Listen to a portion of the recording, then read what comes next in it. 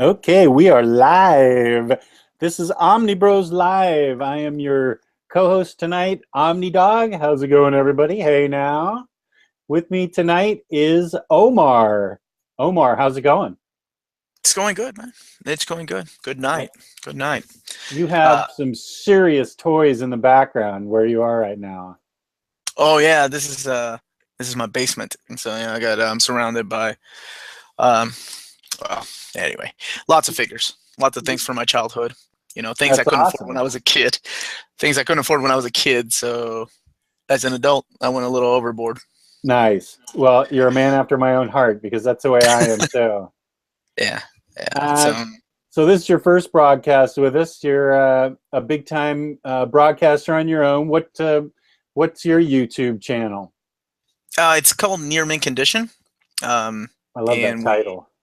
Thanks, man. That's a kind of, it's more about our age. We're in near mint condition age, or at least we like to think so.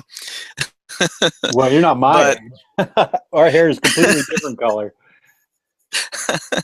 well, I've got two girls, so I'm sure it won't be long. Yeah, your hair will be going gray with two girls. But yeah, we have a weekly show. We usually pump it out usually every Thursday, about 11 or so Eastern Standard Time, where we talk about the same thing. So you guys do more of anime, video games, and comic books. We all come from different backgrounds, but I'm more of the comic book guy because I've been collecting for quite a while now, off and on. You know, And so you have sometimes. partners in this broadcast? Yeah, yeah. There's four of us that do it. Four of us that have known each other for quite some time. Like my buddy Rob, he used to write video game magazine like articles and things like that. I come from more of the comic book background and toys, like when I used to review toys for Beckett Anime Magazine Oh, years nice. ago. It was a lot of fun, man. A lot of fun. Good. Uh, but now I kind of slowed down a little bit, took a break, and then decided to do the YouTube thing, and been just catching up, reading comic books again. So that's nice. Nice. It's one of those relationships off and on, off and on. You know, sometimes they just piss me off so much that I'm like, I'm done. I'm done with you, Comic X books Men. too? Oh, okay. Yeah, I'm done with you. A certain title, right? Like, oh, I'm done with you, X Men. You did me wrong, and then I come back. I They always come always back. come back. Yeah, yeah. Um, so the format is Gabe's going to be joining us in a little bit. He's running just a tiny. He's actually not running behind. He altered his work schedule so he could be on with us. So Oh, nice. yeah, Okay. you got to like that attitude. Um, but the format's usually we talk about our hauls, what we got this week, Okay. what we read this week, and then after the three of us are done talking about that, then we usually launch into the topic, which is Harley Quinn tonight. And the insults are already starting for me on the chat. Didn't just have that silver mane when he was a baby. No, I did not. I had a full head of black hair when I was baby. Baby dark side, that's right. Um, so why don't we, did you buy anything this week? I did. I was working in Toronto this week, and I went to a few comic book shops. I didn't find much of the American or European comics, but I bought two manga that I needed, and it's Oh, cool. Gantz Volume 26. This is the one that's out of print, and it goes for a ridiculous amount of money. And 28, which is still in print, but it was only $3. And then this one was 3 as well. So it was a good deal. Um, and then I got some of my in stock orders in when I came back home. So that was nice. That was the follow up to the Carthago. This is the Carthago Adventures. Oh See yeah, I the have that book. I haven't read it yeah. yet though. That's Well, good. I haven't read this one. I read the one about the giant shark, the original one. So humanoids, love these Right. guys, Yeah. and I got these two, the Nick and Dent cells at 50% off, or 52 or 54, whatever percentage I had off last week. So I managed to get these two. So They were damaged. yeah, but I can't You can't really find tell. anything. Just a little bit of a nick right there. It's not a big deal. I do worse damage after reading one of my books, so it's not Yeah. bad. Yeah, they're a good deal.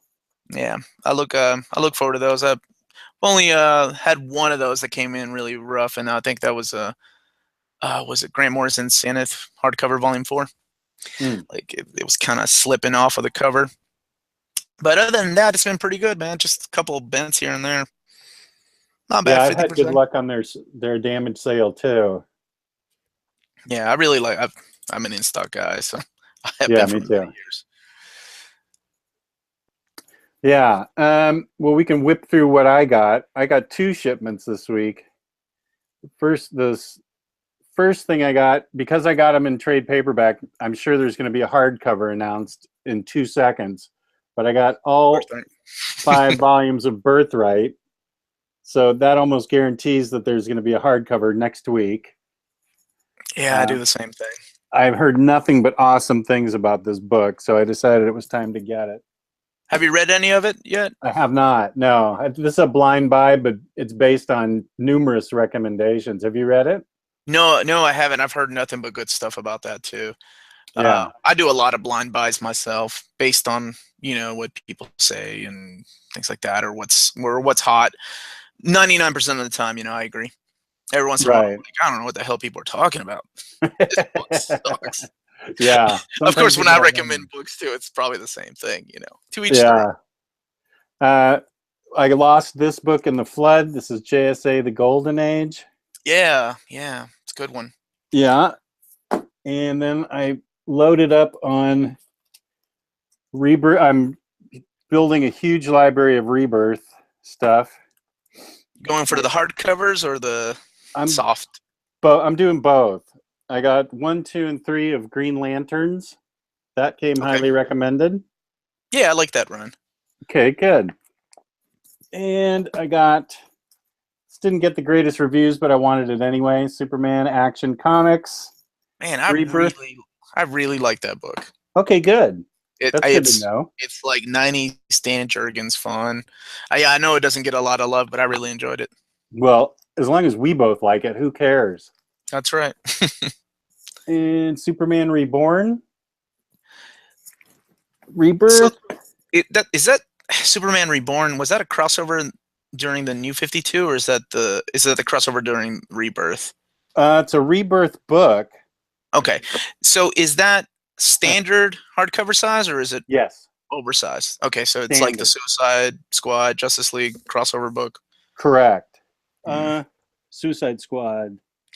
There was a Justice League Suicide Squad book that was smaller. That kind of irritates me. Yeah, that book's so OCD about that stuff. That book's so thick. It really should have been an OHC. Yeah, I agree. Yeah. Legends of the Dark Knight, Jim Aparo, Volume 3. Yeah, love that guy's art. Aparo, yeah. Miss that guy. Saucer Country. I've been waiting for this since Mitch O'Brien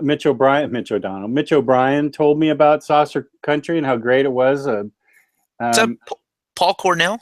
Yeah, exactly. And he wrote 2 of my favorite episodes of Doctor Who, and was Captain Britain in the MI-13. That series was awesome. I haven't heard about that book though. Yeah, I'm looking forward to reading it. And this is a total Valiant blind buy for me, Britannia. Yeah, I don't know what that is. No idea.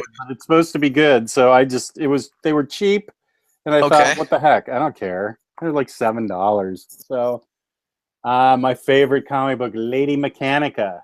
I got the latest volume of her. I love Lady Mechanica. I didn't know there was another one. That's the one by came out. Is it Benitez that draws that? Yeah. Joe Benitez? Yeah, that's what I thought. Yeah. I got the first one. It's his book. He writes it. He drew the first one. I don't think he does draw this one. Yeah. He does pencils in this one. So that's good. I love Lady Mechanica. So I have never read it. I just bought it because I liked his art, and his art took me a long time to really get into.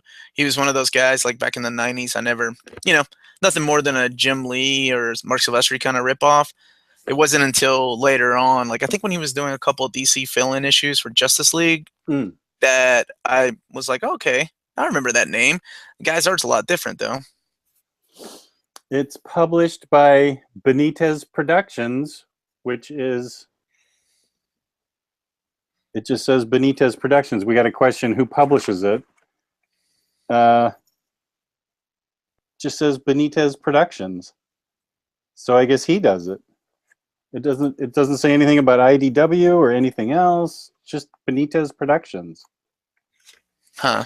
I don't see. We had a question who publishes that, and I don't even. He must have a distributor, I would guess. But this just says Benitez Productions. And the last thing I got was the long-awaited Marvel 2-in-1 Volume 2. I have Volume 1, and I've been looking forward to Volume 2 forever. What's been the gap between those? Years. That's what I Years thought. and years. Years and years and years. I'm just glad it's still coming out. Yeah. So I don't buy a lot of Masterworks, but that's one of the Masterworks that I bought a long time ago. Yeah, I sold my Masterworks when, I think it was when Amazing Spider-Man Omni, the first, like 2003, whatever year it was. I was like, well, I think it's time to upgrade, because at that time, I thought they were going to release like one Omni a year per character, right? Holy shit, was I wrong? Just look at October 4th. October 4th, we've got about 15 books coming out. Well, no. I meant like back then I thought like Amazing Spider-Man Volume 1 would come out in 2003, 2004, and then next year it'll be Amazing Spider-Man Volume 2. And I was doing the math in my head. I'm like, well, holy shit, I could just replace all my Masterworks and just get the Omnibus. Like, right. I had no idea if I was gonna have to wait years. It'll be 15 years before number 3. Yeah, man, it's crazy, and you think about it, how much life has just changed in the years that these things started coming out. And my first one was Uncanny Volume 1. Because I was like, I'm not getting these omnibus things. These are ridiculous. I already own them in comic book format, and I broke down and got it because I got it really cheap. And I'd opened that flight, never went back. Yeah, I don't know what the scheduling.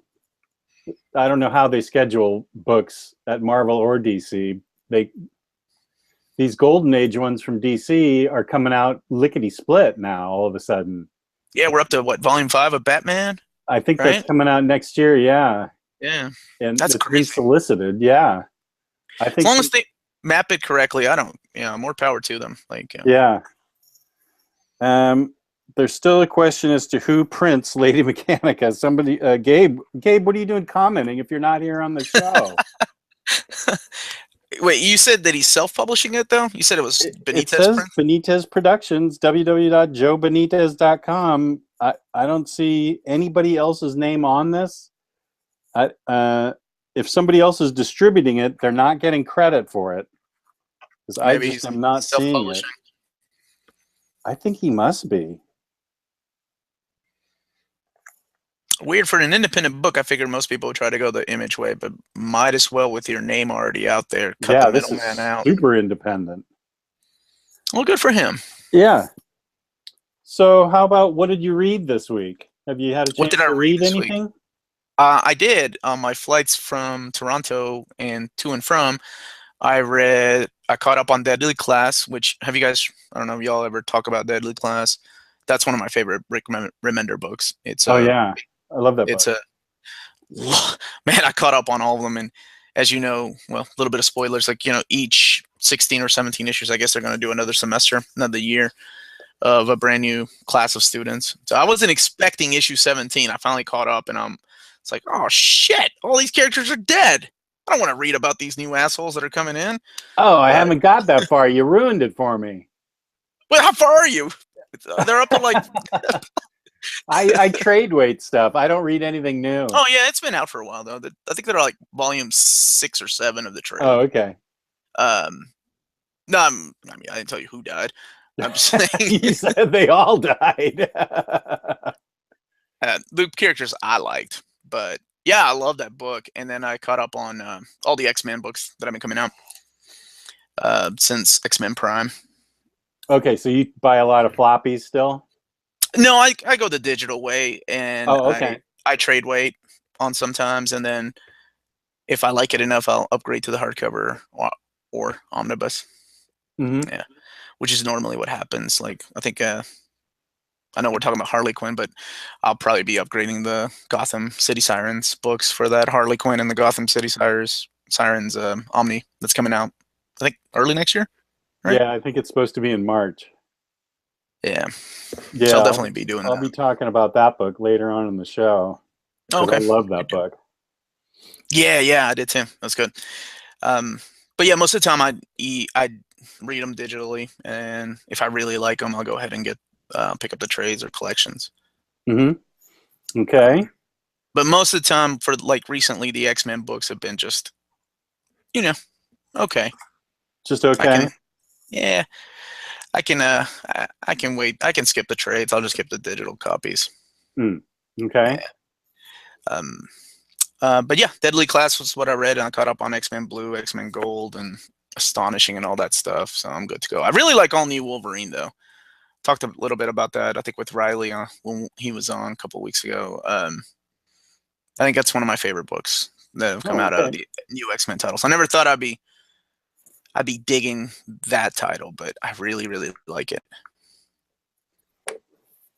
You, man, what'd you read? I reread and bookmarked all the Easter eggs in Black Hammer. I read this because I got a request to review it from our intern Nick Munoz, but I don't see him in the chat. He'll be here soon, I assume. So I reread Black Hammer, which I loved. I read a Humanoids book, Muse. Now I can show you some of the artwork. It's got flipping great artwork by Terry Dodson. The artwork's the best part of this book because the story was, I don't know, I've been reading an awful lot of humanoid stuff recently that's been an awful lot of drecky nonsense. This book was fun though because of the art, and I mean I guess I understood most of it. I may reread it. You sold me on that page alone. Yeah. He knows how your target audience. He knows how to draw women, that's for sure. I mean, it's an easy. I wouldn't pay $50 for this book, but I got it for like $11 off of Amazon, and it's beautiful. So I want to reread it before I review it. It's a little steampunky. It's got sort of a wacky ending and a premise, but I think if I reread it, I might like it more. I read the Harley Quinn Omnibus. Wow, you already read that? I just got that in like I think 2 weeks ago. I cracked it open as soon as I got it. I couldn't wait to read it. Now that collects the New 52 run, right? Correct. Yeah. I believe issues 1 through 15, and then all the annuals. The Power Girl miniseries, Power Girl / correct. Harley miniseries, yeah.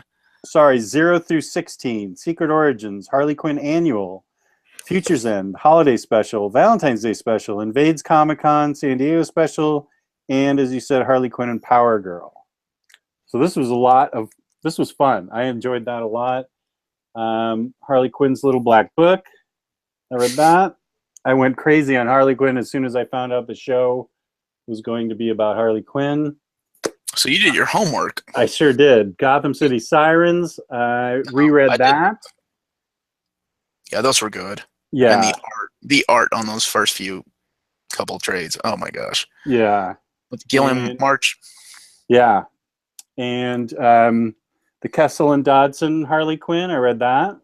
Yeah, that's the series that I've read before. That was good. Right. This is a classic series that this book ends on a major cliffhanger.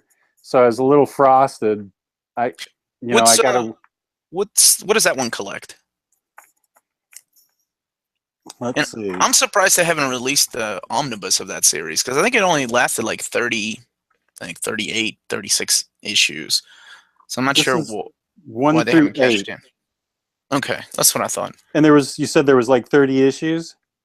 Like 36, 38 issues. Yeah, but it went past the Carl Kessel run. Right. Can't remember who took over afterwards, but I have all these in floppy form, and since this thing ended on a cliffhanger, I may just break out the floppies and read that. so I can at least get the cliffhanger figured out. Right. Then I read Harley and Ivy. I And forgot about that series. yeah, that's great. It's with Paul Dini and Bruce Timm. Yeah. Let me show you some of the great artwork in it. This is a classic also. Now that one takes place in the Batman animated series universe, right? I believe so, yeah. Okay. So this is some more of what it looks like. Yeah, I really dug this. And last but not least, speaking of Batman adventures, Mad Love, the classic Mad Love. I have this in floppy form, but I also had to get the deluxe because I'm crazy that way. So all these years, I didn't know this. I just found out recently. I thought Harley Quinn's first appearance was this thing. The Harley Quinn story, right? Batman. But come to find out, collectors go after, what is it, Batman Adventure 12? Because this is her first appearance in the DC universe, right? Right. I think it's Batgirl Adventures. Or is it Batgirl Adventure? Okay. Yeah, number 12. I know it's Batgirl on the cover. So that's the one that collectors go after, not this book. Correct.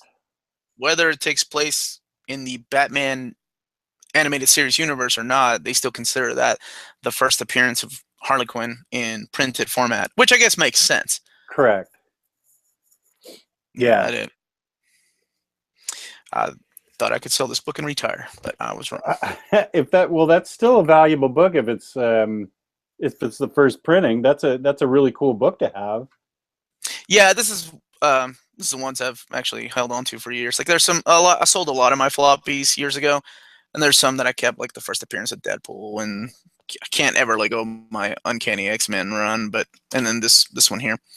So yeah, I thought that one was like, hey, first appearance of Harley Quinn. Wrong. Yeah, I had 7 or 8 of those issues that I picked up a few years ago. I had them slabbed and then I sold them to fund my retirement Medicare fund, because my wife's 4 years older than I am, and when she goes on Medicare, I'm on my own with Obamacare, if it still exists in 3 years. So that's what I always move to Canada. Yeah, that's true. So I used it to fund my investment to help pay for medical costs, because I'm so old. There he is. Yo, hey, dude. What's happening? What's going on? What's your hat say? Invader Zim? Invader Zim. One of my favorite cartoons of all time. Chad, Gabe, or Jess, did you ever watch Invader Zim? I have not. It's pretty crazy. It's trippy. It's out there. It's a short-lived series. Yeah, it's a Rick and Morty before Rick and Morty. Gabe, do you have headphones or something? We can't really hear you that well. Oh shit! Let me bring my microphone back up to the table. table. Okay. How's that? Yeah, better? Much better. Sorry. That's all right. We want to hang. We don't want to miss any one of your golden words. Oh man, you never know what's going to come out of my mouth during these shows. No, I know. We always have a side bet going, so. read the cross, everybody. Read the cross. Oh, right. I won. I said it would take you less than a minute. Yeah, so I was watching in the car. I watched YouTube videos, like shows, on my drive home from work every day. So I was watching you guys. That sounds safe. Yeah.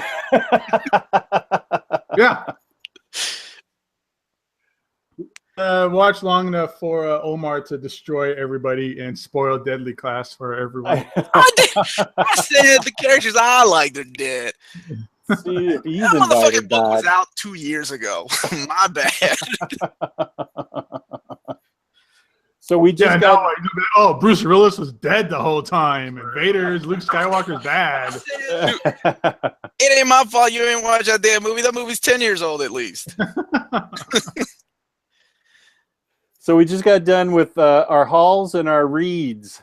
so you're just in time. Cool, because I didn't buy shit this week. You didn't? Okay. No, there's nothing I wanted new last week. Okay. So I'm just going to kind of squirrel away my money for a little bit and be prepared for October. Yeah. October is rough because I forgot that the Akira box set's coming out in October as well. Oh God, that's right. Yeah, exactly. And that's like another. I think I have mine pre-ordered on Amazon for like $100. So right. Didn't that get pushed back a little? Did it get pushed into October? It's middle of October, I think. Yeah. Okay. They're still on the release schedule for Kodansha's site, so I'm excited about that book. So the only thing I picked up and read was the what is this? It's actually a single issue. Action Comics number 987. I mean, I have a question. I thought I watched a video of you saying I sold my single issues collection. That's true. I actually borrowed this from the store I work at. Okay, borrow. I'm not buying this shit. No. I mean, this isn't shit. This is actually a really good comic, and there's a lot of kind of controversy coming out of this book right now. So, Really? all because there's a scene where Superman jumps in front of the bullets of kind of a racist character who's trying to, right. I read about that. yeah, which is weird because it takes away from the actual like reason the actual controversy they built into this book which is the reveal of who Mr. Oz is revealed in this book. Oh, don't say anything. I haven't got there yet. Oh, I thought this was the spoiler episode. You're gonna ride my ass about that, right? I'm gonna write that fun. I haven't read it either, so I guess No, this is a good book. This is cool. It's gonna it's this, and then there's gonna be some really cool stuff coming out for Doomsday Clock. It'll be coming out pretty soon. So I saw that. Now, is that a one shot or is that part of a crossover? The book what you're is this holding book? up. Yeah. This is a part of a crossover. Not a crossover, but like an end title series. This is the Oz Effect Part 1. It says. What's Doomsday Clock going to be? Is that going to be a separate series, or is it going to be within the titles? I think it's within the Superman title, and that's the Watchmen stuff. Or the next step. Okay. Series. I've been waiting for this. Yeah, they just revealed a cover, and it's Lex Luthor sitting at his desk, and you can clearly see Ozymandias' arm on his shoulder. And there's like a Watchman button right in front of him. Yep. So a lot of people hate the idea, but I love the idea of DC using Watchmen more, especially with that new, or not the new, but before Watchmen. I don't want to second guess anything. If it's done well and done interesting, I'm up for it. So I'm not going to second guess anything. Yeah, I learned through my life to not base my opinion on nothing. So I definitely want to experience all this stuff. I would like to add that I am the same way. Like Watchmen is such a sacred story that it should never be touched again. But then they do before Watchmen. Now they're doing this. And normally I keep an open mind, but then Frank Miller reminded me not to always have an open mind after doing Dark Knight. Jesus Christ. I don't know if y'all read that. The second one. What was it? Dark Knight Strikes Again. Yeah. Yeah, and I haven't even. I stopped reading halfway through this one, the Master Race. No, I have a second or Batman's Dark Knight Strikes Again because I have the absolute for it. Oh, they included it, yeah. It's in the absolutes. But I remember reading the singles as it was coming out, and it was weird as fuck. And then, flash forward, 20 years later, I read an article that said Frank Miller was writing that as 9/11 happened, and then he completely changed his story to make it kind of crazy and nonsense. He got paid a lot of money for that story, so I'm sure he gets paid a lot of money to do Dark Knight 3, which is bullshit, but yeah. Oh, and then in honor of Jess, I got some double stuffed Oreos. Nice. The only ones you should be eating. I can tell you from experience. That video on all those exotic, quote unquote, exotic flavors of Oreos, and I don't. My favorite one they had was birthday cake. Oh, I Oreo. didn't find that one. I don't think they make them anymore, but you suffer through like and pie Oreos, Peeps Oreos, blueberry pie, apple pie, s'mores, cookie dough. Yeah, some of those are some of the flavors. Red velvet cake. Those are some of the flavors I taste tested on my channel. You guys are really adventurous with your Oreos. I play it safe. Yeah, I do like golden Oreos though. Yeah, it all came back to well, I tried lemon. Lemon Oreos were good. They had a good Oreo crust and lemony filling, so those were good. Oh, there was a key lime pie one that tasted so sour. Yeah, I did that just because I was tired of doing comic book reviews and I wanted to do an Oreo taste test review. But it convinced me to go back to comic books. I mean, my tongue went numb. I was so sickened by it all. The tip of my tongue actually couldn't feel anything for like an hour. I just remember watching you're like, oh, this might be really good. Yeah, some of those I couldn't even chew the first bite. It was so bad. I just don't see how they come up with some of these flavors. Like I said before, I think they're going to come out with like black jelly bean Oreos or something. Yeah, I don't know. I think a third grader's in charge of picking their flavors. It can't be too hard to get a job at Nabisco. It'd probably be like Cheez-Its Oreos or, you know. Oh, coconut Oreo Thins. Now, those are good. I've tried those. Clarknado says he's had coconut Oreo Thins. Those are good. I did. If you gotta like coconut, though. Some people don't. Why don't we? Do you want to launch into our topic, or do you want to bullshit some more? I don't care. Yeah, we don't go by a script around here. Yeah, wait. Yeah. So you guys are talking about cookies, and you mentioned the lemon Oreo cookies. So I'm not a big lemon fan, and my friends and I do a yearly like boat trip, and their one job is to get me golden Oreo cookies when they go to the grocery store to pick up shit to eat. And these bastards picked me up some lemon cookies, and I was drunk, and I took a bite out of one. And even in my drunken haze, I was like, what the fuck is this? Like a 5-year-old kid, I threw it. It's like it's the worst thing to expect, and I'm totally setting myself up here. It's the worst thing ever to expect something going into your mouth like a chocolate chip cookie, right? And then biting into like an oatmeal raisin cookie. Fuck, I hate that feeling. You just, we're so just like tricked and disappointed and played on something like that. First world problems, man.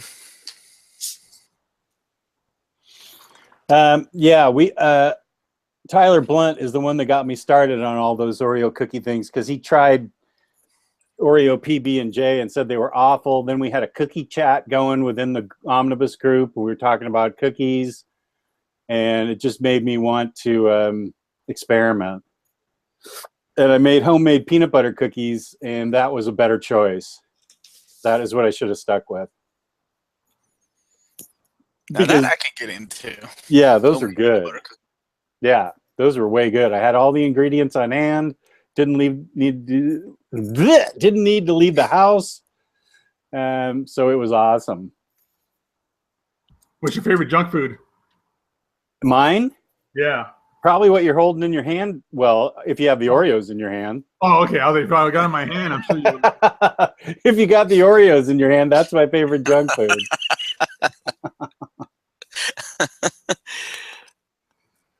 Yeah, I love Oreos. I also I kind of just end up picking up or getting into like a taste and a craving for Rice Krispies treats again. Oh yeah, those are classic.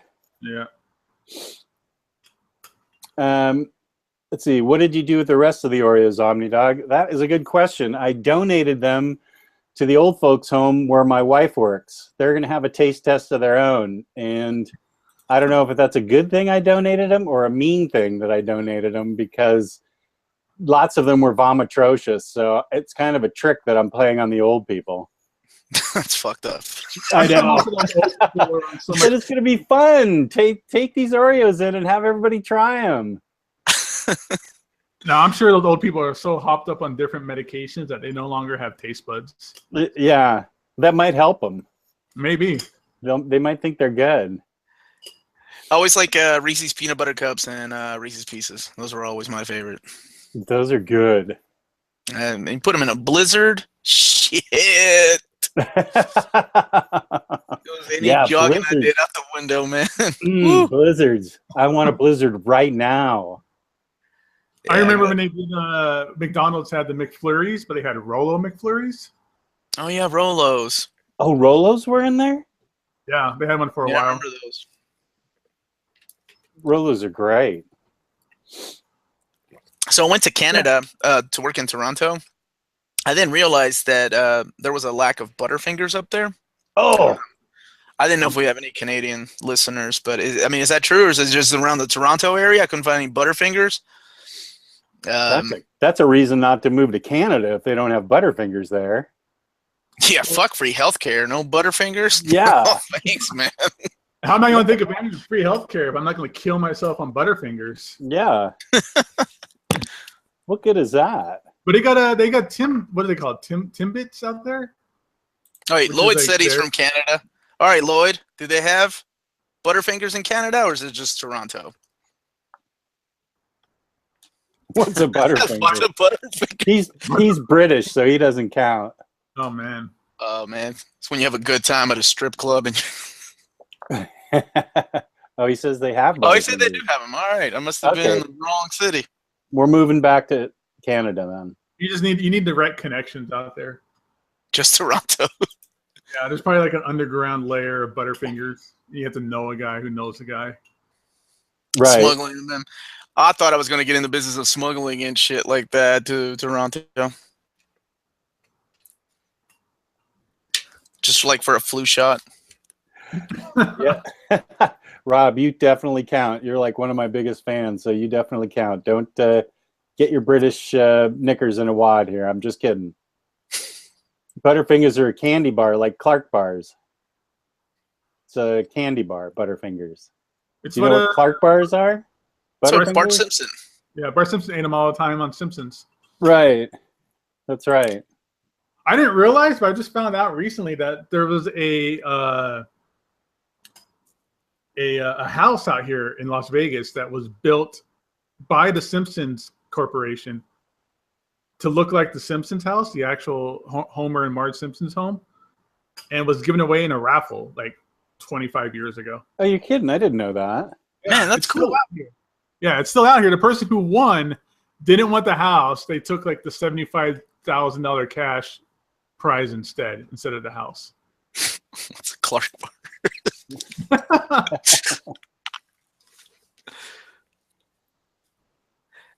So I live in Kentucky, and there's a small little town over here. Did you guys ever read Ready Player One? Yeah. Isn't every town in Kentucky a small town? Yeah, just about. All right, Vegas, chill the fuck out. Anyway, there was a contest to give away the DeLorean from Ready Player One, right? I don't know if I'm stepping into spoilers here, Gabe. If you read Ready Player One, there's a movie coming out.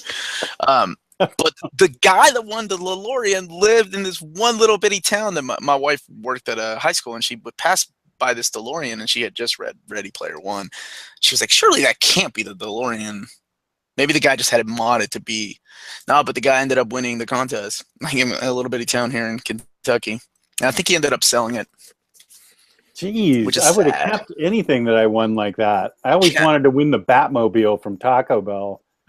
I would just go around that DeLorean and pick up underage girls. None of them probably know what the DeLorean is. Well, this conversation just went dark. Holy smoke. So Harley Quinn. How about that Harley Quinn? I love that it was detailing you were like underage girls.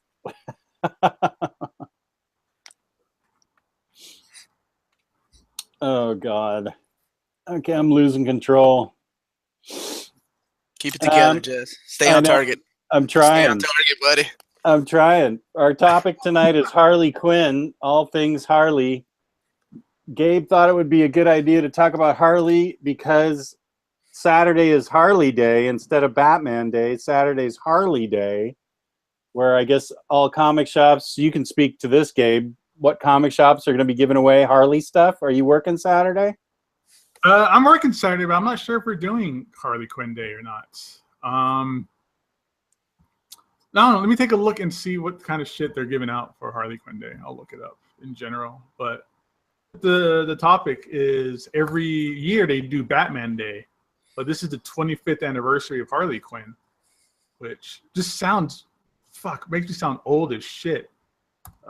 Thinking that Harley Quinn is 25 years old and that Batman the animated series is 25 years old, you know? So yeah, that was, 92, right? When she first appeared in that Joker episode? Yeah. So, and then they just put out a Harley Quinn 25th anniversary book. I think that came out this week. I think that's on IST and everything. But yeah, I mean, you know, last week was the big Omnibus that came out too from Harley Quinn. There's just been a lot of big Harley Quinn push. It seemed like this was the best time to go ahead and start speaking about, you know, Jess's favorite comic book girl. Woohoo! Really? Your favorite comic book girl, huh? She is, yeah. She's my favorite, probably, comic book character. I love her. And DC considers her the fourth pillar now, so they're going to be pounding the table and pumping the Harley Quinn stuff out like crazy. Like the Marvel Deadpool stuff? I guess so, yeah. I saw some titles being renamed. By, oh, go ahead. Oh, I was saying I saw that, you know, like what we were talking about earlier, the Gotham City Sirens. Like when that Omnibus comes out, it's no longer Gotham City Sirens. It's Harley Quinn and the Gotham City Sirens. Oh, that's what the Omnibus is called. Yeah. Okay. Just like they're doing with Deadpool and X-Force. But man, I don't give a shit. They can throw a bunch of Marvel 90s goodness and put Deadpool's name on it. I don't fucking care. I'll buy it. Oh, yeah. Yeah, I mean, especially with that X-Force Omnibus. I know they changed it to be Deadpool in the X-Force. Right, I think they're throwing in his miniseries. Just the fact we're getting a second X-Force Omnibus. I mean, you could call it, you call it, you know, Gabe picks up underage girls in DeLorean Omnibus, and I'll still buy it. I can think of at least 2 buyers for that book. Yeah. You and me. You guys are close. So it looks like they're putting out a bunch of like reprints for Harley Quinn Day, but it's reprints where they're taking like Batman out and putting Harley Quinn in, kind of thing. So they have like a reprint of the Killing Joke, but on the cover is a beautiful cover. It's your normal Killing Joke cover, but instead of Joker holding up the camera, it's Harley Quinn holding up the camera. Oh, so they're just redoing the covers then? I think they're just redoing the covers. Is what it looks like. I'm trying to. Wait, so are they free, or are they charging you $4.99 for the Killing Joke, or however much? What are we talking about? Let's see. They're selling it. They're not giving away shit. They're giving away like a Harley Quinn mask. Let me see what the Third Eye's doing. That's my local comic book store. Let's see what they're giving away. Doomfella said his dad won the RoboCop car from KFC. That's fucking pimp. That is really cool. That's just a normal car then, right? Or a normal cop Shut car. up. Yes, it was. Well, when was that? It was a year. Like the prototype was a year before the car came out.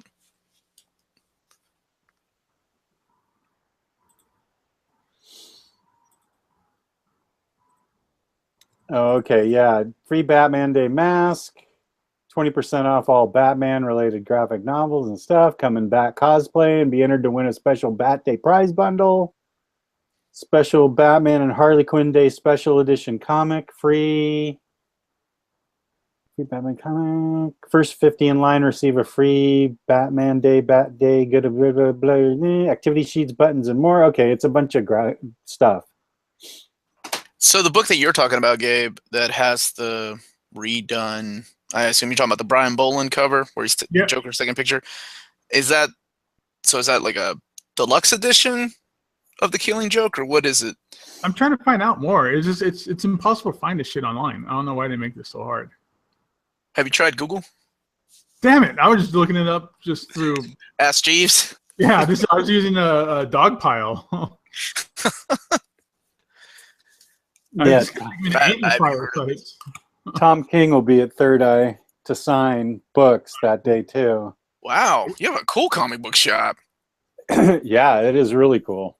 I know you hate crowds and stuff, Jess, but are you going to bear it and do that? No, the crowds I'm gonna take on are tomorrow at Baltimore. Against my better judgment, I'm going up to Baltimore for the day, and I'm gonna meet a lot of cool people from the Omnibus group. But Awesome. as you know, I hate crowds, and it's gonna be plenty crowded there on a Friday. So I'm gonna get a few signatures. It's only gonna be open 6 hours. Get a few signatures and have dinner with John Wilson from England. He's coming over. He's already here, as a matter of fact, on his tour of America. And one of the stops is Baltimore, so I'm going to meet up with him. But no, that'll wipe me out for the weekend. I won't be able to go to Harley Day. Who are you meeting up in Baltimore? Like creators that you said you can. Right. Paul Miotti and Connor to sign my Harley Quinn book. Stan Sakai. Wait, I have a list right here on my iPhone. Nope. This guy's a really nice guy. I've met him a couple times. Cool. Stan Sakai, Terry Moore. I'm going to have him sign my Echo book. Irredeemable. I'm going to have Mark Waid give me the royalties he owes me. Green Lantern, Green Arrow Absolute. I'm going to have Denny O'Neil sign that. Hope Larson. I'm going to have her sign my Batgirl. And Charles Sewell's going to be there. I haven't figured out what I want him to sign yet, which means I better figure it out now because I'm leaving first thing tomorrow morning. You're not going to have Terry Moore sign your Strangers in Paradise? I thought you had a hardcover recently. I believe it's already signed. Wow. I will open it, though, because I thought it was signed and numbered. But I'll open it and double check before I leave. I've got Echo waiting for me, though, on the getaway table that I grab as I launch out. Yeah, so those are the creators. But I think there's lots of creators, but I just don't know how many I'm going to be able to see in that short time frame. I know Frank Miller's going to be there on Friday only. I'm too scared to go see him. What's he charging? I'm sure he's charging, right? Probably. I can't afford Neil Adams. I'm not going to go buy some guy who's going to charge $25 for a selfie. So I'm not doing that. Man, his prices keep going up too. That's crazy. And I love Neil Adams, but yeah, I don't know. My love affair with him is grown cold. Grown cold, rather. Oh, you must have read the what was it, Crucible or whatever, the Batman the Odyssey. Yeah, then I read his in Harley Quinn. He draws a thing in Harley's Little Black Book. He draws the Superman episode, and I don't know. I just don't dig his art anymore. He's really just really rough with no nuance anymore. It seems like his artwork's very harsh now compared to what it was when he first started out. Of course, when he first started out when I was a kid was back in the 60s, but it was much more nuanced. It seems really harsh now to me, his artwork, and I'm just not as into him as I used to be, which is why I hate all the re-inking that he did on the Batman Omnibus, because it's re-inked in his modern style, and it's just not for me. It's so harsh. I don't dig it. So no, I'm not going to be seeing him there. Oh yeah, Matt Kent will be there. Yeah. So that's who I'm seeing at Baltimore. I'm sure there's going to be tons more. I just don't have the energy to see everybody that I want to see. It sounds like you got your schedule booked up. Yeah, I know yeah. Depending on, of course, that's going to be coordinating. They're not going to be there all day. They're going to be there for like an hour at a time. So I have to coordinate, unless Stan Sakai sits there for the whole day, which I kind of doubt, but I don't know. It just might. Depends on what kind of thing they got going on. Yeah. They might just have everybody there at once. But either way, that'd be cool. Tom King for sure. You should meet him. He's a super nice guy. I met him and saw him twice at AwesomeCon. That was good. He was great. I really liked him. We got to just keep badgering him until we can get him on the show. Yeah, he lives near me. I could get him live. That'd be cool. That would be. We before he got really big, Robert Kirkman lived like 20 minutes away from us, and I used to have a podcast. Like, he actually showed up one time and talked to us. He was a really nice dude. Now he's all like Hollywood, Robert Kirkman, and Hollywood Kirkman. Yeah, dude moved out there. I don't fucking blame him. He left Kentucky.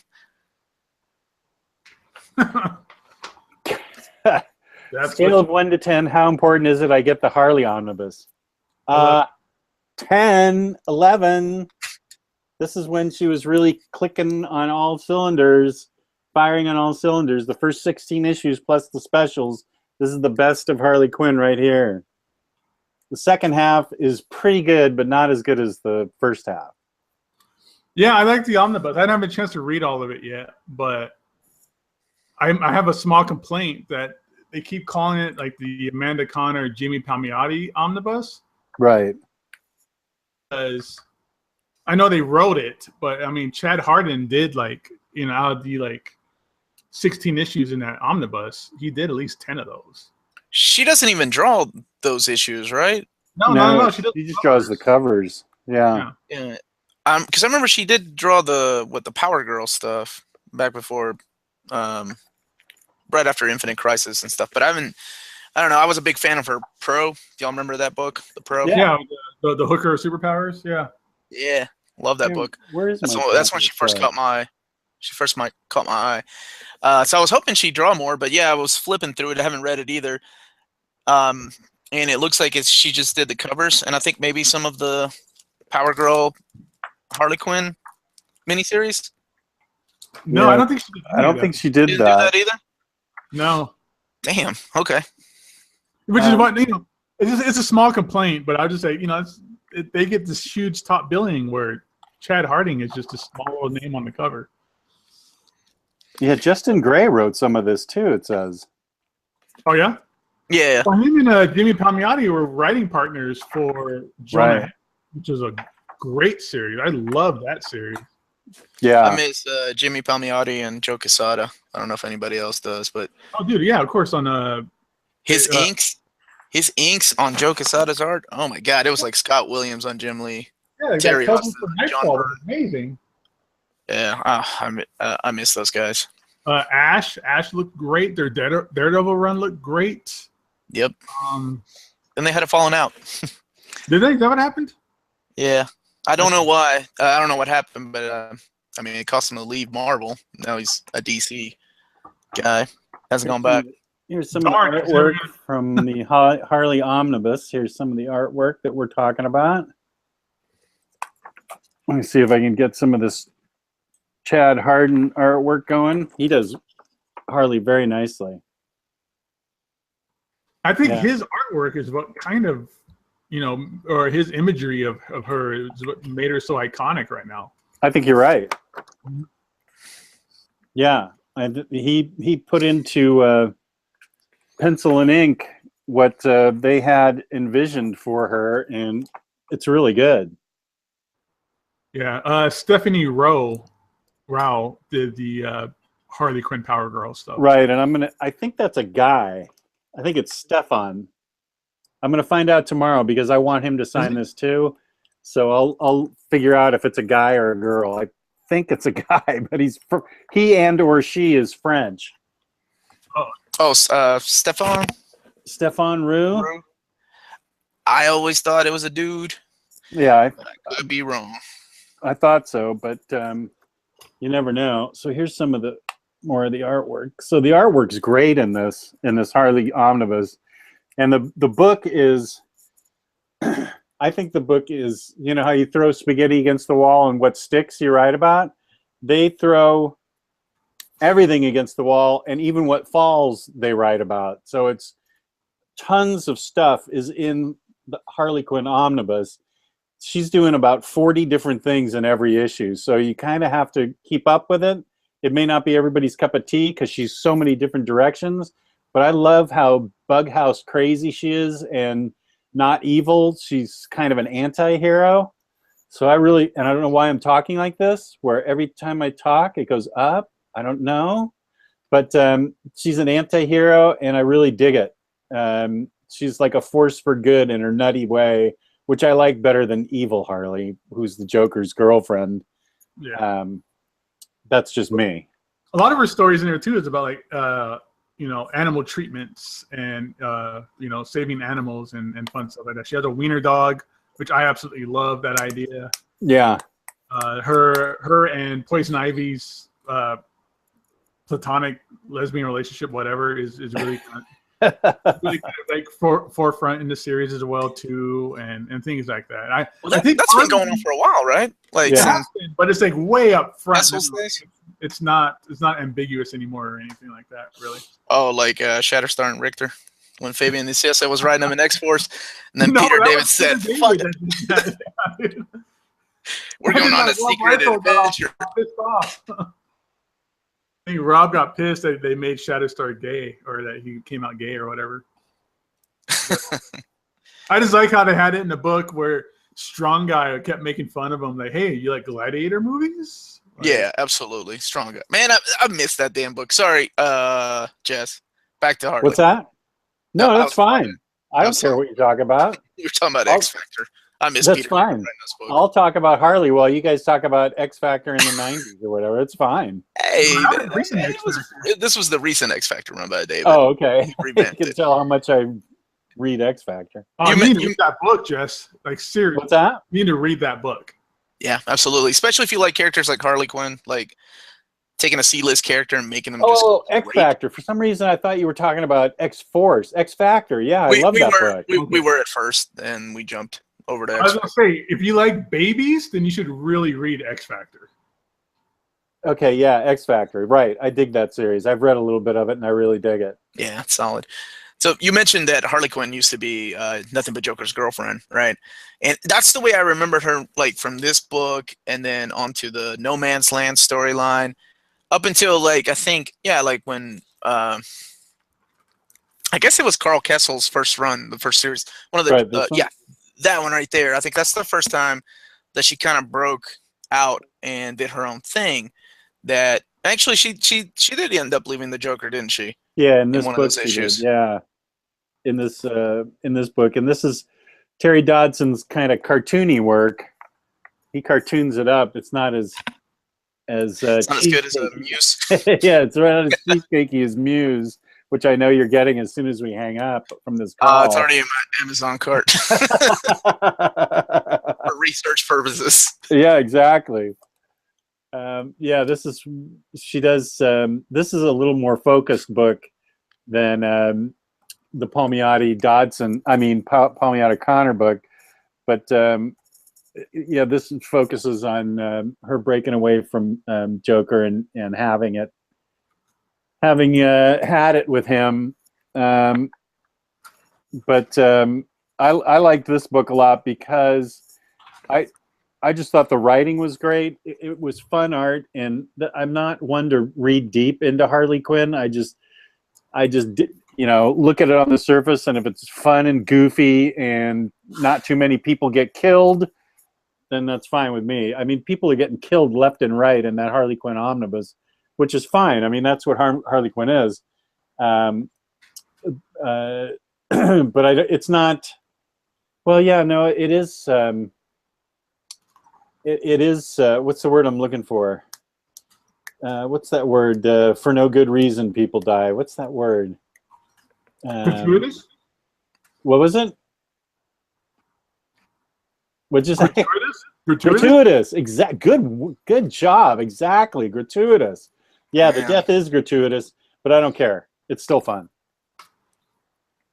And if you want to see Harley and Ivy like tongue kiss, you just need to read DC Bombshells, where every single issue is each of the women are pairing off with each other in every other panel. It's Oh, like now I understand the obsession with the statues.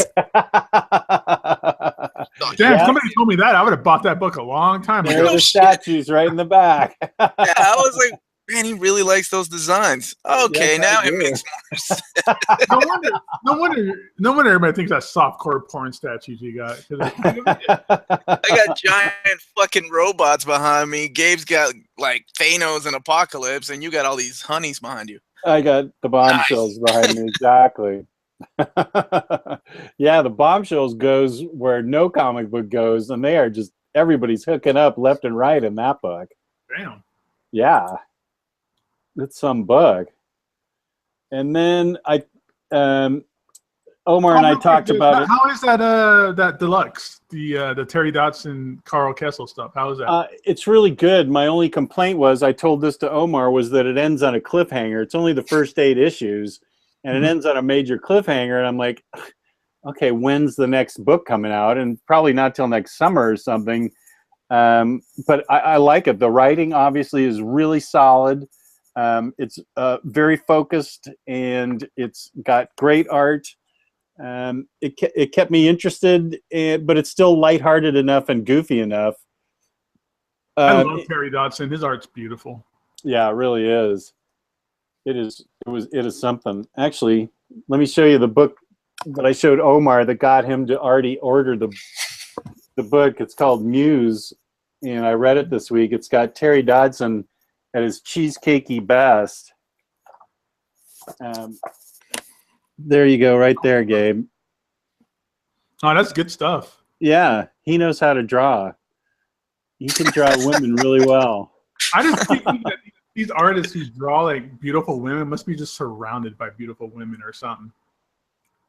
Or You'd think that, but you see a picture of a guy like Adam Hughes, and I don't see him as a bitch magnet. yeah. Or what about Michael Lentzer? That guy, man. You know who Michael Lentzer is? The guy that does Dawn? Dawn. No, I don't. Dude, I'm gonna back when I had a podcast, I can't remember who we interviewed, but whoever it was drew beautiful women. And I asked the question. I was like, do you ever just like stop in the middle of a drawing going, man, that's a pretty good drawing? And you know, I don't know, touch yourself a little bit. Oh, you ask him if he polishes the rocket through his drawing?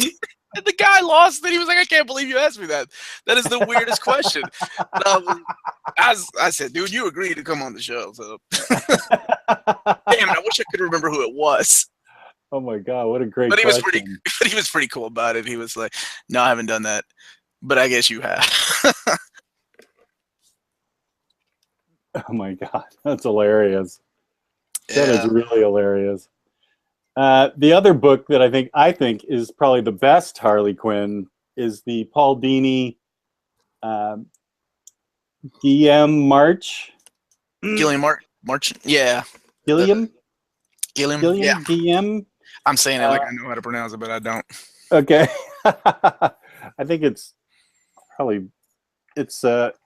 beautiful, and it's really well written with the 3 sirens in it. This is one of the best things money can buy, I think. Just how great the art is, and how great the story is. And I'm really excited that it's coming out in omnibus form, and I'm really excited, and I'm going to keep a very open mind to the fact that they're going to be making a movie out of it.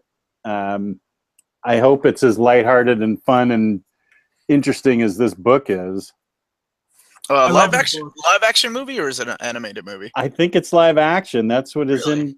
I think it's in pre-production now. Yeah, it's like the Harley Quinn spinoff from Suicide Squad. Right. That might actually be good.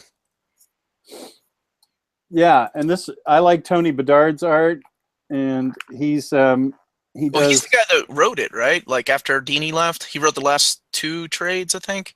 Let's see. This says Paul Dini wrote the 2nd book, and that Peter Calloway wrote the 3rd book.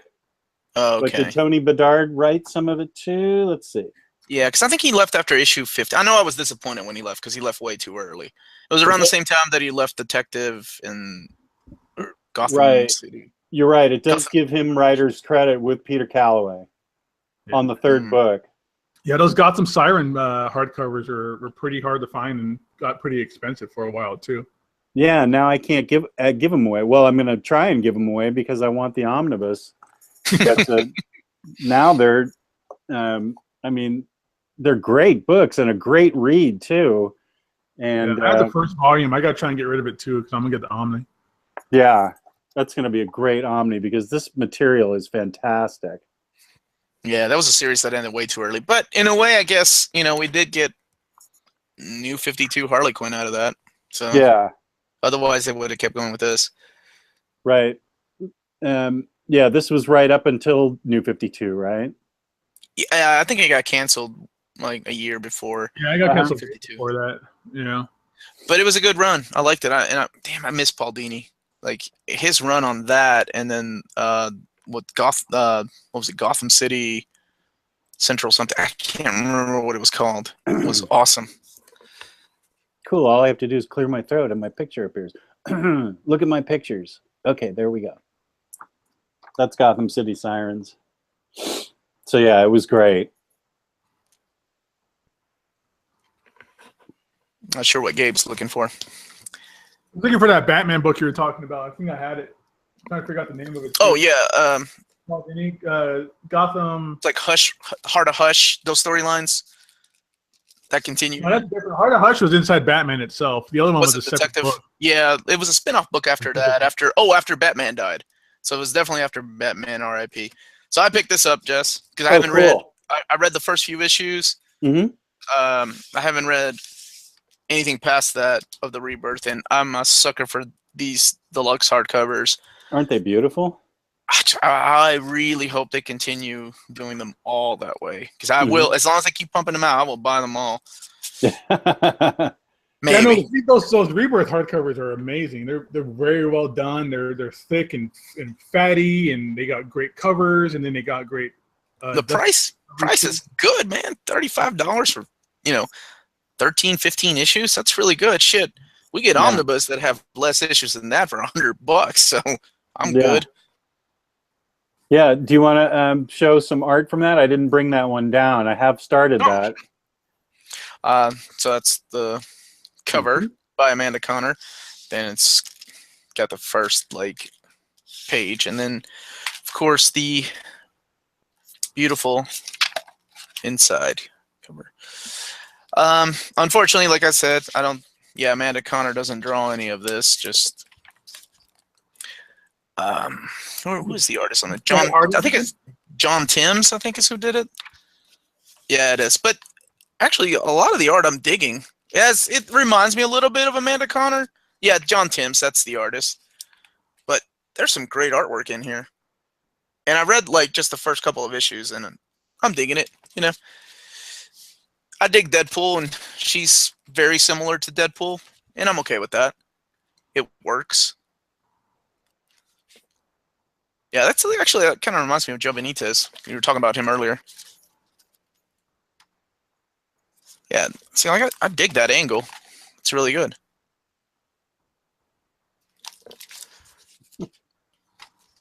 And oh my God, yeah, the back is maybe the last half of the book is nothing but the variant covers.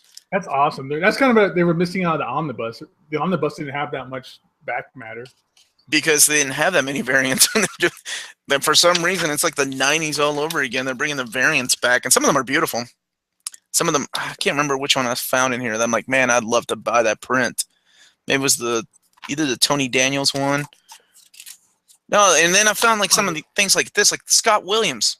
Scott Williams hasn't drawn in so long. I'm so used to him being an inker. Who else did I see in here? There's somebody. The ones are the best ones out there. And of course, they're still cashing in on Michael Turner covers. Guy's been dead since 2008. How's that happen? I think either somebody he did a sketch for somebody, like a fan, and I don't know if DC editorial went out looking for these things, or they just take a picture that he did and recolor it because they own the rights to the character, so legally they can. But it happens a lot. I wasn't aware of this until recently. I haven't seen Tom Rainey draw anything in a long time, so it was nice to see him on the cover. But anyway, that's what this is like, so I can't wait to finish it up. This collects the first 13 issues, I think. of the DC Rebirth series. Let me double check. Yeah, I love that wrapper cover on that thing. It's I do great. too. Yeah. 1 through 13. So yeah, it's good. I'm digging it. Only thing missing, like I said, I wish Connor would draw. Be nice to have an issue here or there. Yeah. But well, I'll ask her about it tomorrow. oh, you're gonna meet her. That's right. Yeah. Yeah. I'll say, She's listen. probably gonna give you the why should I draw? Do you know how much money I make? I'm Amanda fucking Connor. They actually Jimmy did- Palmiotti just followed me on Twitter because I posted my my Harley Quinn Omnibus video on Twitter. Oh, cool. Nice, nice. Here's a comic that I have that's in the safe deposit box, the Adam Hughes variant of Yeah, you have to have that put away. That's a big book. #1. Yeah, I have that in the safe deposit box. That's crazy. We have one at the store that's CGC'd at like a 9.8 for like $1,200 or something like that. Woo! That's a big book. Yeah, Man. I got to get mine CGC'd. Add it to the Medicare fund. Indeed, huh? CGC is the way to go.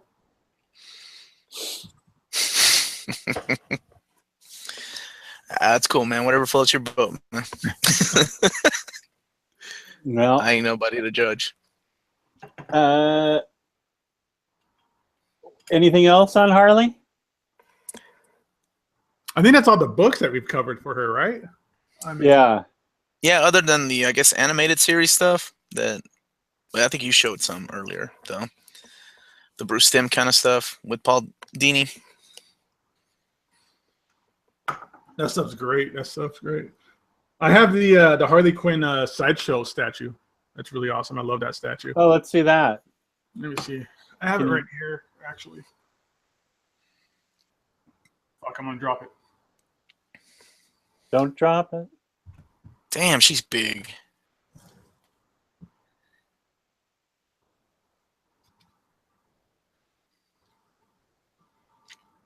I don't know if you guys can get a good angle on this.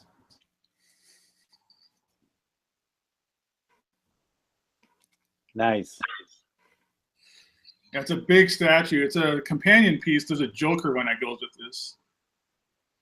And this is like, I have the exclusive where you can take the head off and you can put on a different head with her without like the skull piece on it, just her with her blonde hair.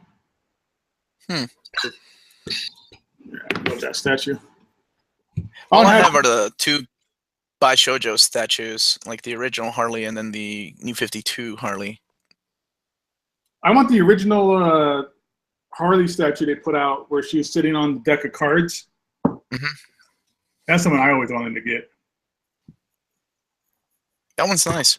Yeah, they're cool. They re-released it and stuff, but I love that statue, the one there on the cards. But Jess, what Harley statues do you have? You just have the Bombshell? I have the Bombshell.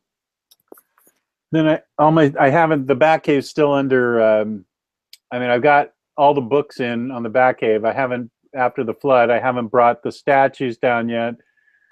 But I have several other statues, like CoverGirl statues. There were 3 or 4 CoverGirl statues that I have of her. I have a Bashuju. I have one of those of her. Mm-hmm. I've got a couple of smaller ones that are like animated Harleys with her and her pop gun. So yeah, I think I probably have about 6 statues of her. The only one I have here is the Bombshell one right now. Yeah. You can see up in the corner, right there. Yep, I see her. Which is the only one they haven't re-released, and it's fetching a pretty penny on eBay. Gets tempting sometimes. Which Bombshell do you have? All of them? All of them. As a matter of fact, I have all of them, but we're talking about the Harley Quinn one right there. That's the only one they haven't reissued. They reissued Wonder Woman and Poison Ivy. And so the prices came down on those on eBay, but the price is still fairly high on this Harley Quinn Bombshell. Oh, and I just got a new one that I haven't picked up yet, which is an exact reproduction of the cover. Well, there's lights, so you can't see the cover that's right up there.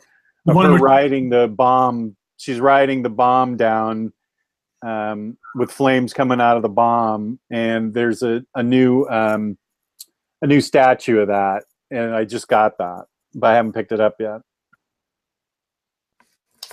Yeah, that bombshell one, the other one you were talking about, somebody sold one to the store recently. The one that's in my background here? The one in the background, I think one of the guys I work with bought it for his girlfriend. Oh, nice. Wow. That's the one you're saying is out of print, right? Yeah. When I know Harley's been popular pretty much forever, but at what point or what was the catalyst you think that made her like the crazy superstar she's become recently? I was thinking the Batman Arkham Asylum games is what really put her into like the public eye. It's a good theory. Maybe I was thinking more like the New 52 book that had just come out. That's when I discovered her. The New 52 plus the Bombshell statue, that's what really got me going on her. Although the Bombshell statues didn't come out till like 3 years after the New 52 started. It was the New 52 series that got me into her. So, and I only played the first Arkham game. The second one was too much of a sandbox for me, so I didn't finish it. But does she play a major role in those Arkham games? She was there as a Joker's girlfriend. There was even, I think the second one had a downloadable content where you played as Harley and did like a couple missions as Harley. Ooh.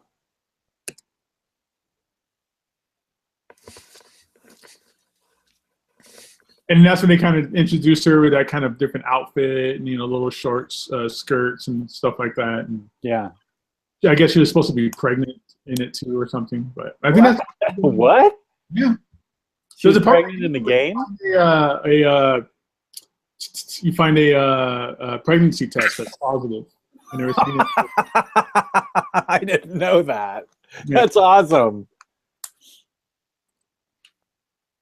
Oh my god, that's hilarious. Those Arkham games are amazing, man. I love those games. Especially the first one. The first one was just a classic. It was written by Paul Dini, the first two. I liked the first one. The first one I was able to complete. The second one was just too big for me, and Arkham City? Was that the second one? Yeah. That's what it was called. Yeah. I hated having to complete all the side missions before I could complete my regular mission. That's just, I'm more linear. I don't like having to do 5 or 6 things before I get to the main thing. I like, solving it and moving on. That's me in video games. You like Super Mario Brother levels. 1-1, 1-2. Yeah, 1-3. that's exactly right. Yeah, I'm a old school Pong player, so I like mine simple. You follow the narration of the story and keep going. Right. So you guys want to take some questions from the audience? If our audience wants to chime in on any questions, we have Omar here as our special guest from Near Mint Condition, and Gabe of Gabe Infinity Watch, who's my co-host on this. Yeah, we got Omar now. He's our new backup Omnibro. I'll take it. We're happy to have you. Yeah, no, it's great to have you, dude. Everybody seems to love you when you come on, and then you spoil shit. One fucking time.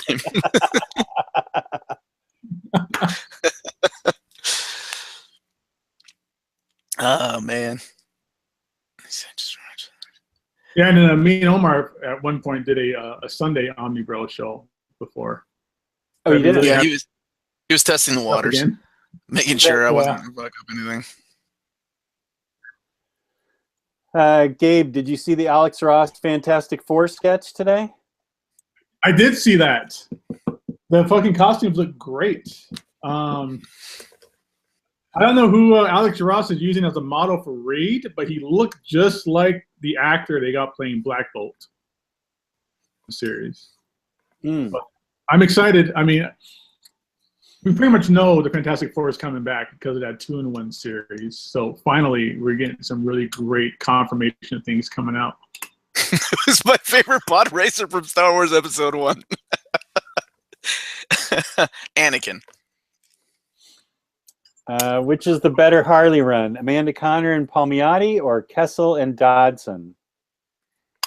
The better one is the Kessel Dodson, but the more fun one is the Palmiotti Conner one. So I like them both, but for different reasons. That's what I'm saying. Depending on what you're looking for, do you want like a hardcore series? Because that first Harley Quinn one was almost like a detective noir kind of storyline. Mm-hmm. And it's great in its own right, but then the New 52 stuff is just fun, goofy. I mean, how they did an issue where you scratch this weed. Right. So let's see. Pipeline for custom binds. Clarknado. I think I'm going to do the Extreme X-Men Chris Claremont run. I know that run gets a lot of hate. And Avengers Academy. And continue working on my post-Death of Superman, and Return of Superman Omnibus. That's what I'm going to work on next. Do you bind them yourself?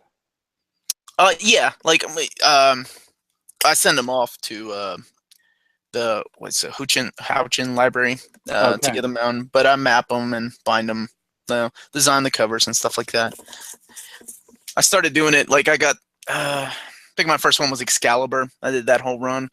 Just picked books that I knew they would never, ever, ever put into an omnibus. But here's where I'm going to lose all my credibility. I fucking love The Crossing. Avengers The Crossing. I know people hate that. Whoa. I know, dude. We all got our weaknesses. You like to pick up underage chick, but shit, you know, I ain't judging you. Wait. Who does that? Nobody admits it on live YouTube. Anyway. And I was about to bind it. And then about 6 months later, as I was getting it all ready, all these issues, all these shitty issues that I had ready to bind, Marvel announced that they were going to do Avengers The Crossing Omnibus. And fuck, day one, bought it. Nice. Well, hey, do me a favor then and start putting together a Silver Surfer bind so that Marvel will put out an actual omnibus of Silver Surfer. Oh, you're talking about the 90s stuff? Yeah, I'm talking about Steve Englehart's, Roger Marshall's, Starlin stuff. Yeah, I can't believe none of that stuff has been collected in Omni format, and they never reprinted his omnibus.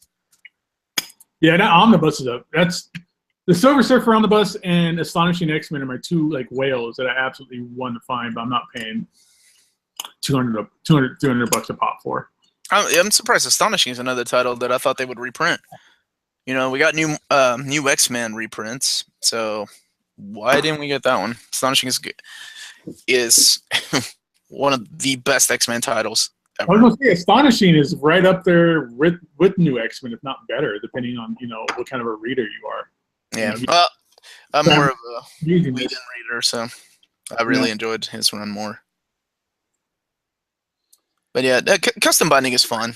Mainly trying to find books that are obscure that nobody, like I said, none of the big two publishers wants to ever bind. It's just a lot of work sometimes, mapping it out and then finding the issues. Because I like to do also trades as much as possible if I already own them or if I can find them really cheap, and then single issues or parts of single issues that set up the storyline or the part of the crossover and things like that. This says, Omni, what's the fave statue you own? Okay, I'm going to go get it and show you why I love it. Just a sec. For that Extreme X-Men run that you're doing, do you have the issues or do you have the trades? I've got both, but man, I'm so lazy. I'm just like, well, if I can find the trades really cheap, I'll just get the trades. That way I can just bind the trade paperbacks. I think all of them are pretty, easy and cheap to find and stuff. I think Volume 4 is actually the expensive one. The Mechanics miniseries is the expensive one, and I've got that one already. But that one, yeah, it's $30-$40. Oh, because my shop has all of them, but 4. I was like, fuck, I would have bought them all. If 4 was there. This is Mira Bombshell. Oh, that one's cool. I love her because of the detail. She's got painted toenails. Give me a break. That's awesome detail on a Bombshell statue. Well, I think the sand. Like, that's a lot of work to put that sand down there too. Yeah, with a sandcastle, and got a nice face there. She's not hitching a ride. She's holding her her pitchfork, or what am I thinking of? Her Trident. Trident, exactly. And it fell, but fortunately it didn't break. But she's also got painted fingernails. So this is my fave because of the detail in it. And I'm going to put it back, or else I'm going to knock it over again. That's a lot of work those 8-year-old kids did at the factory. You got to have small hands to paint those toenails, man. Exactly. You got to do it right, or they're going to burn your feet.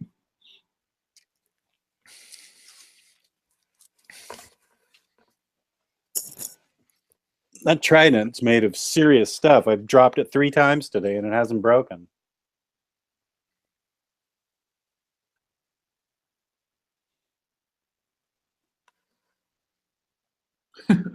Rob McClay wants to know, Butterfinger or Clark Bar?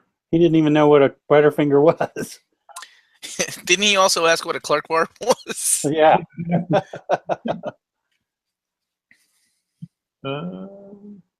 Oh man, Miller and Morrison's trade on Flash. I may leave that out, Clarknado. That wasn't a very good run.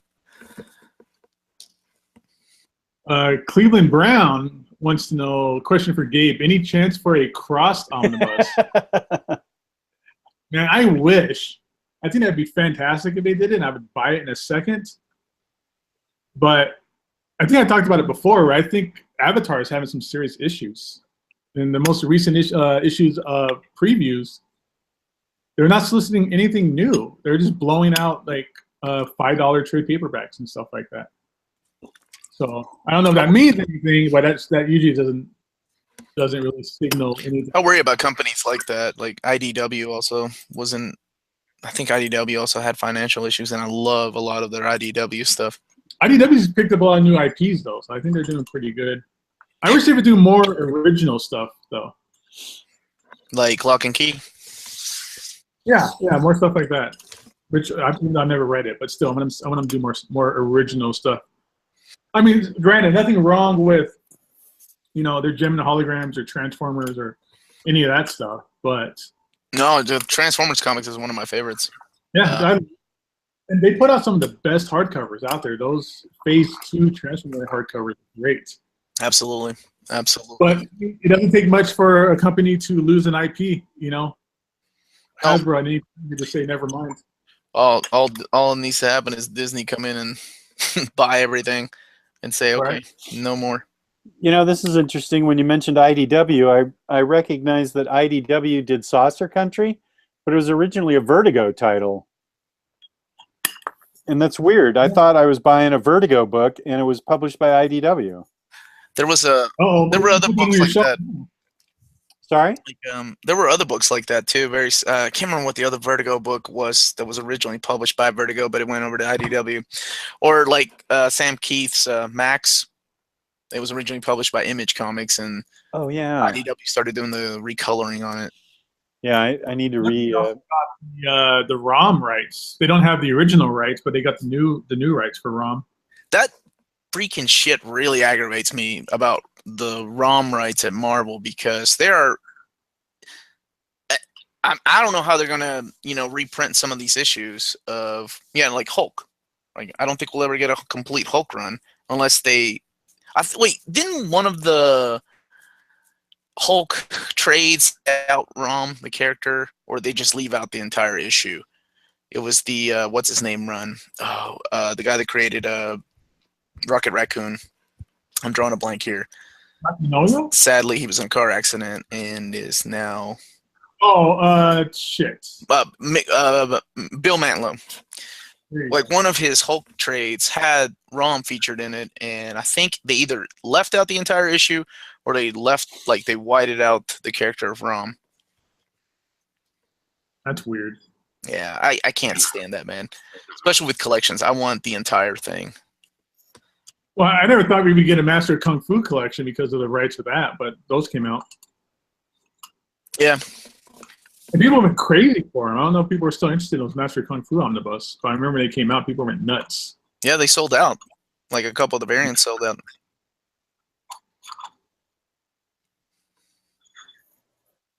What else we got going on there? People are talking about Twin Peaks a lot. I haven't seen the new season, but I love the original series. I know better than to trust Twin Peaks because that first series fucked with me too much. Yeah. I was a big fan of the first series in the movie. I don't mean fucking like it was weird, like backwards talking midget in the red room kind of stuff. I mean, it's just. Oh, Lynch! Yeah, Lynch was very notorious for using like sounds and stuff for just freaking you out. But it just finding out who the killer was and stuff, I was just like, I'm not buying it. I just kind of just lost interest at that point. This season's supposed to be awesome of Twin Peaks. With yeah, I haven't seen it. A lot less headfuckery going on. But it's still supposed to be awesome. Well, I know, but I mean, it's not absurd levels like it was in season 2 of Twin Peaks. He really stepped up. It's like season 1. It's like season 1 head game type stuff. Definitely check it out. Maybe we can get more to do a crossed bind. God, can you imagine if they sent it back and said, we're not doing this? I've never had that happen. I've never been told no. I've had I like to do my own table of contents, and I've had some of the printing people that have done it like, yeah, this is copyrighted character, so we can't do it. I'm like, all right, cool. I'll just take it to Kinko's. Print it myself. Huh. They wouldn't wait. Say that again. They wouldn't. No, it's not the binding company. It's like when I went to get. I like to make my own table of contents. Oh, okay. So within my own table of contents, I do something similar to like what most of these books do, and add graphics and things like that to the table of contents. And I can't remember where I was. I was getting them printed out for like my Outsiders and Teen Titans Omnis that I did, and they were like, yeah, we can't print these because they're copyrighted characters. And I said, all right, cool. I just took myself to Kinko's and did it there. I don't know. I mean, honestly, I think it depends on who's doing it, but yeah, nobody over there seemed to have a problem. Okay, why don't we do 5 more minutes of questions and general bullshitting.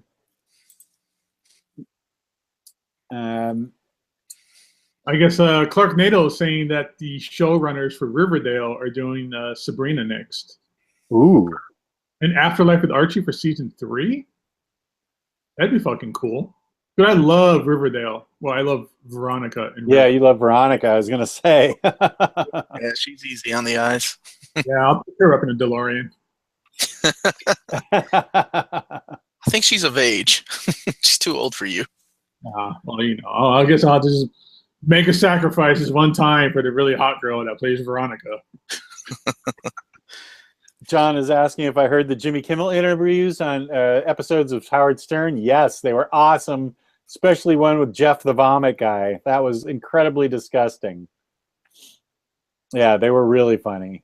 Those were hilarious episodes of Howard Stern.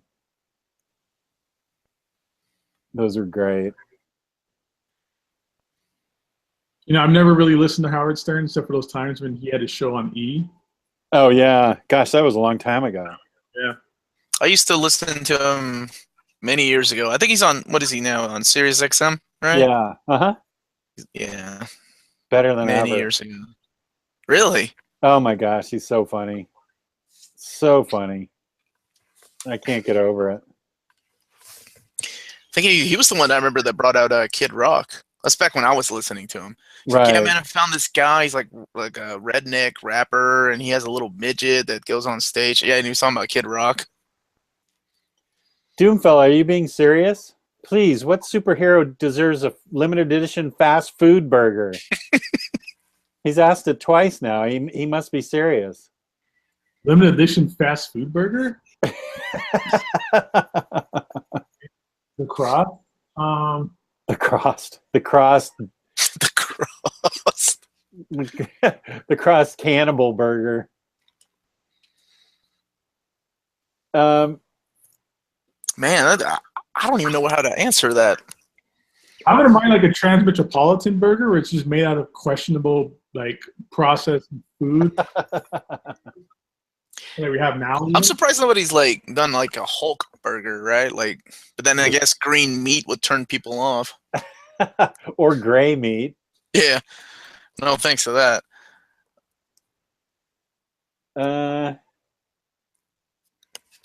Gosh, I don't know. I'm looking around my library. I'm trying to think. You could have a sweet tooth milkshake.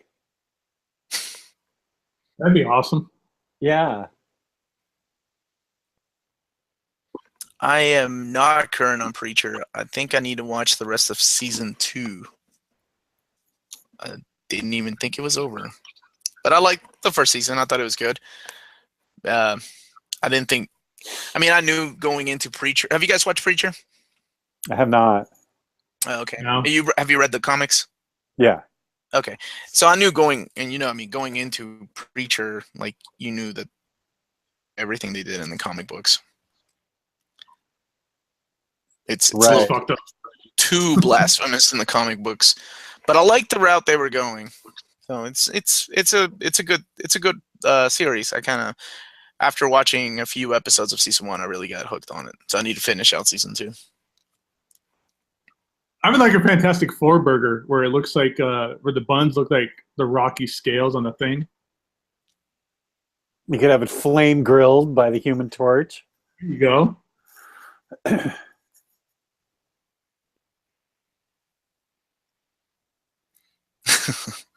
Twin Peaks. No, you got to suffer through all of Twin Peaks, even the movie. Yeah, I remember when that show was coming out, Jess. Do you remember that? Twin Peaks? Yeah, and it was and it was so popular in Japan that they released it in Japan first before it came out in America. The first show? No, the movie. The Fire. movie. Yeah. Mm-hmm. I have Like- the soundtrack to that movie. Do you have the vinyl? I do, yeah. Of course you do. I shouldn't have asked. That's awesome. I just got great vinyl today to Sid and Nancy, one of the great soundtracks on colored vinyl. God, I loved this movie and I love this soundtrack. Yeah, it's like awesome soundtrack. Fire Walk With Me. Yeah. Let's see, what is this on? This is on Blood Red vinyl. Sid and Nancy, the heroin overdose twins.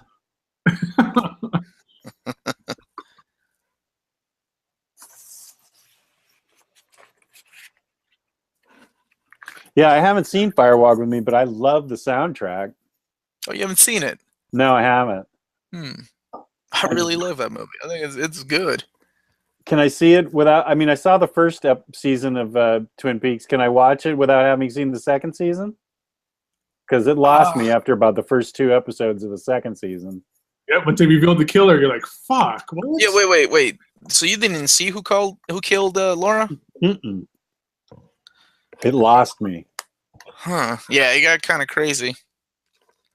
So I mean, you can watch it. It doesn't really ruin anything because again, it happens before the series. Like, I think it might. Yeah, John. Yeah, it's a prequel. So John P. 1984. It's a He said prequel, just watch it now. Okay, I'm signing off and going to watch it. It's in caps, man. You got to. I know, he talks in caps a lot. He's Love it. Italian. Anybody watching The Tick on Amazon? No, is it good? It's good. It's fun. It's fun. Everybody's been talking about like Defenders or Game of Thrones, and I'm like, fuck that. I'm watching The Tick. Yeah, that's what my daughter and I are. My daughter's a huge Game of Thrones fan, and she's helping me catch up to it. We just got done with season 1, and we're starting season 2 on Sunday. Oh man. Oh, Jess, I'm so jealous you're watching it for the first time. But I'm sure you know a lot of spoilers by now, right? I don't, and don't spoil anything on the spoiler episode. Season 1 of season 1, episode 9 of Game of Thrones. I know you said we got to wrap this up. Season 1, episode 9, the ball, whatever the statue's name is. That is one of the best episodes of any television show I've ever seen. Wait, what happened in it? I mean, I just saw it. You finished out season 1, right? Correct. All right, that's the one where Ned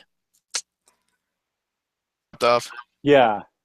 Okay, so I've never seen that in a television show where the main character dies, like in the first season. I know. Not the first few episodes, not the final episode of the series, the first season, not even the last episode of the first season. And I remember I was watching it, and my wife came in to tell me a stupid story, and I was like, as the sword is about to go down and cut his head off, and I stopped her at the door, and I'm like, stop!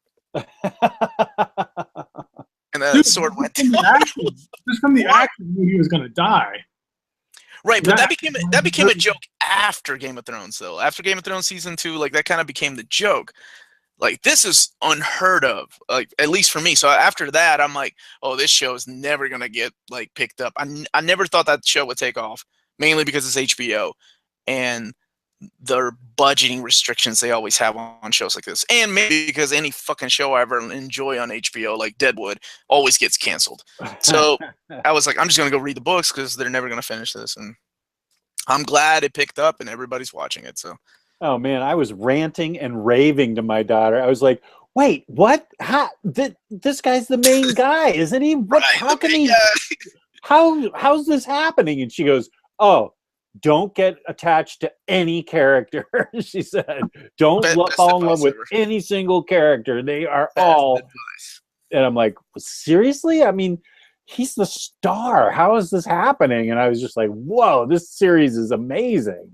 Absolutely, man. That show, it's funny, the first few seasons, I've only seen like the first 3 or 4 seasons, but every season, it's kind of a slow build-up, but always episode 8 is the big episode. Always episode 8 of the season, always the one where like the Ned thing happens. Or yeah, the second to last one is where everything's supposed to happen. Yeah, it's always that one, it seems like. Yeah, and then like for the last couple of seasons, they threw you off though, especially this last season because it only had 7 episodes. Well, I lost interest once Daenerys signed a thing saying she wasn't.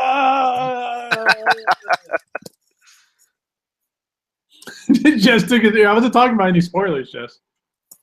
It's okay. You done ruining it? It wasn't even a spoiler. I heard something. Yeah, no, just the actress is no longer doing nude scenes. Oh yeah, okay, I did hear that. That's why I lost interest in the show. Right. Well, that's one thing. That's one thing that Howard Stern rants about is that she won't do nude scenes anymore. Well, I think she did in this season. Like, they must have paid her a shit ton of money. Yeah, she's hot. And there's still plenty of male nudity, you know, Gabe. Just saying. Yeah, Frontal male nudity, baby. That's what I was watching Spartacus for. You guys ever watch Spartacus? I haven't. I heard that it's good though. Yeah, it's good. It's good. But it was weird because I was watching Arrow, and the guy that plays Deathstroke in Arrow was in. Oh, Manu. What's his name? Manu. Yeah. Pinhead or something like that. Yeah, he was in Spartacus, and he was like full on weighing all the time, and I was like, oh, I think Deathstroke more times than I wanted to. Full on weighing. Full on weighing, just like Dr. Manhattan weighing on fucking Watchmen.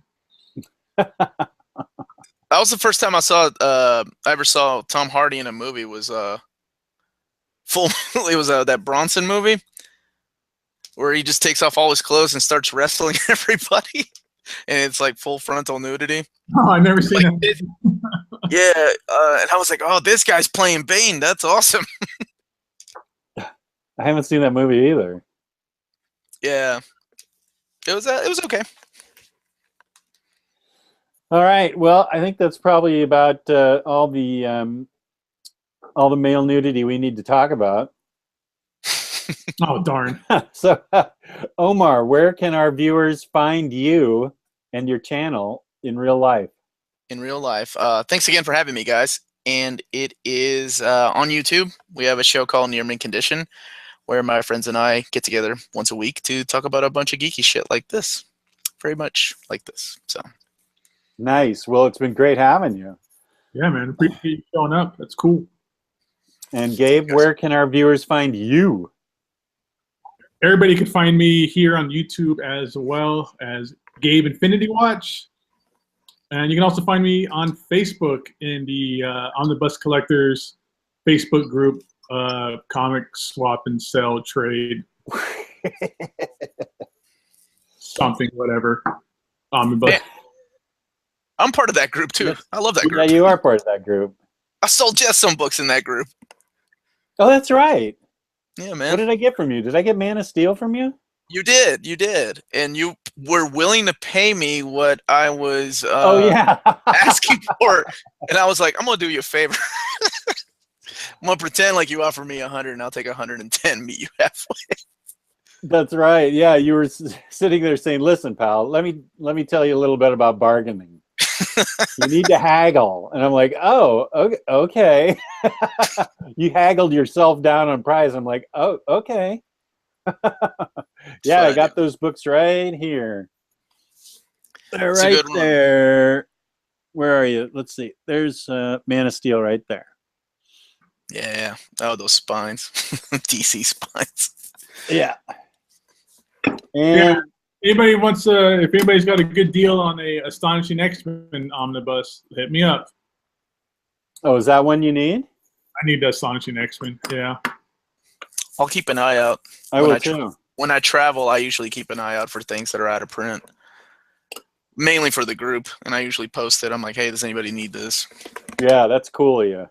I really appreciate when people do that. A lot of people do it. It's really nice, man. Yeah, they do. I don't know that there's another group like it on Facebook.